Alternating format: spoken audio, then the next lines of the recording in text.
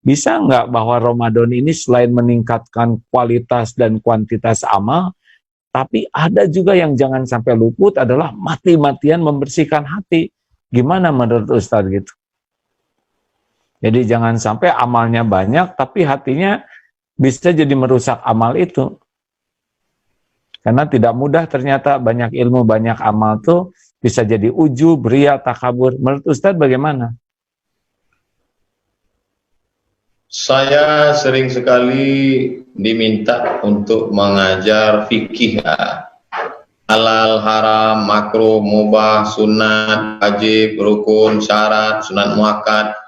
Tapi khusus pertemuan yang ke-15 malam ini lebih masalah bagaimana bersih dari hasad, bagaimana tidak ujub, bagaimana menjaga hati jangan sampai merasa sudah jadi penghuni surga. Dan ketika membaca kitab ini, lebih sepertinya sedang menceramahi orang lain, sepertinya sedang menyampaikan hadis untuk jamaah, tapi sesungguhnya ketika dibaca justru lebih banyak ke dalam.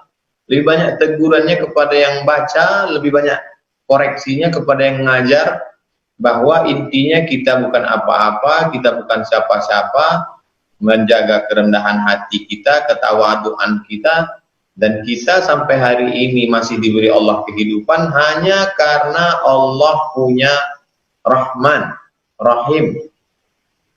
Jadi kalaupun 12-13 malam lagi kita diberikan Allah kesempatan Ramadan, berapa banyak kita lihat dokter-dokter yang hebat, profesor, dokter spesialis, hebat mereka dalam penanganan, ahli bidang kedokteran, ngerti masalah virus dan penanganannya, meninggal mendahului kita.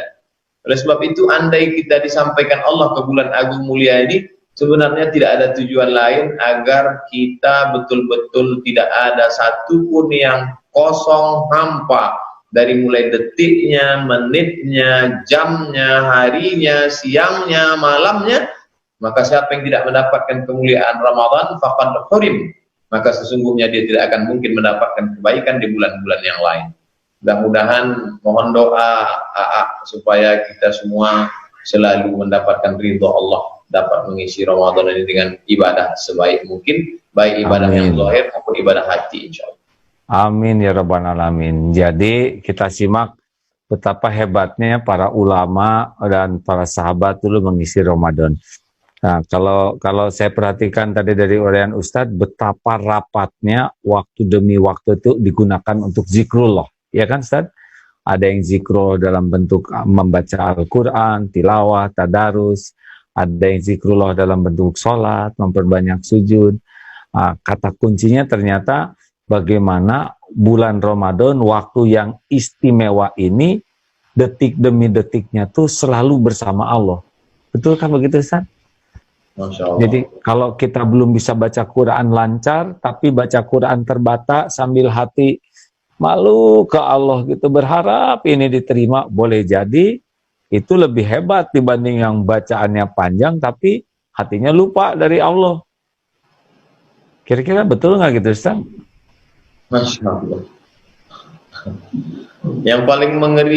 Yang paling mengerikan adalah kita merasa masuk surga karena amal kita. Makanya kata Nabi, la yudkhilal jannata ahadakum amaluhu. Mungkin ada di antara sahabat itu yang terlintas di hatinya, saya masuk surga ini karena amal saya. Dan Nabi tahu itu karena diberitahu oleh Allah, maka langsung saja Nabi katakan, la yudkhilal jannata ahadakum amaluhu, kamu masuk surga bukan karena amalmu. Wala anta ya Rasulullah, aku pun tidak masuk surga karena amalku. Illa ayyataghammadani Allahu bi rahmatih, melainkan karena rahmat Allah Subhanahu wa taala. Dan Ramadan ini adalah bulan rahmat. Maka kesempatan kita untuk meraih rahmat Allah dengan baca Qur'annya. Yang belum bisa baca Qur'an, rahmat Allah terbuka, mudah-mudahan dia punya target Ramadan 1441 ini saya mesti sudah khatam. Dia tulis di dinding, khatam. Khatam apa? Khatam Iqra aja dulu. Paling tidak ada kemajuan Dan kita harap juga ustadz-ustadz kita ada yang punya program streaming tafsir, ada yang streaming hadis, ada yang streaming qalbu, tapi juga ada yang streaming bagaimana memotivasi bacaan Al-Quran. Sehingga kita bagi-bagi ini, sehingga hampir semua streaming ini bermakna, tidak ada tumpang tindih, dan semuanya mengisi waktu-waktu kita, insya Allah. Masya Allah. Baik, kita sekarang buka tanya jawab supaya makin banyak ilmu yang bisa disampaikan Ustadz. Pak Faruk, silakan buka. Apa-apa Ustadz. Kalau saya sedang ceramah, lalu ada yang tanya, kata Ahab bilang, tunggu dulu, saya bukan Ustadz Abdul Somad ya. Kalau banyak tanya ke Ustadz aja. Kalau saya banyak mendoakan, malah yang gampang. Silakan Pak Faruk. Sedang belajar ilmu tawadhu. Ustadz, sehat? Alhamdulillah. Minum madu berapa banyak sehari? Punya madu enggak? Ada. Ya, diminumlah. Habatus sauda. Karena kemarin kata dokter katanya, jangan pernah lupakan obat-obat yang dicontohkan Rasulullah ya. Masya Allah, herbal ya. Ya, ayo Pak Faruk. Ya, sebentar Ustaz ya, sebetulnya udah disiapkan. Sok, sambil nunggu ada lagi yang mau disampaikan Ustaz? Ini kan jamaah ini banyak seperti mati langkah karena tidak pernah mengalami seperti ini. Apa yang bisa dilakukan seorang muslim supaya jangan sampai mati kutu, mati langkah, nggak tahu mau buat apa? Gimana? Assalamualaikum, Aa. Oh ya, silakan nih, ada yang bertanya, Ustadz. Punten ya, silakan. Punten. Assalamualaikum, Aa dan Ustadz Abdul Somad. Saya Pusi dari MT Aisyah. Mau bertanya, boleh Ustadz? Waalaikumsalam warahmatullahi wabarakatuh. Boleh, silakan. Pertanyaannya begini, Ustadz. Adakah tips-tips untuk meningkatkan kualitas iman bagi kita dalam situasi sekarang ini, Ustadz? Demikian Ustadz, mohon penjelasannya. Bagaimana meningkatkan kualitas iman, Ustadz? Dalam Sahih Muslim ada satu bab, judul babnya Al-Imanu Yazid wa Yanqus. Iman bertambah dan berkurang. Yazidu bit ta'ati, iman akan bertambah dengan ketaatan, wa yanqusu bil ma'siyati, dia akan berkurang dengan kemaksiatan.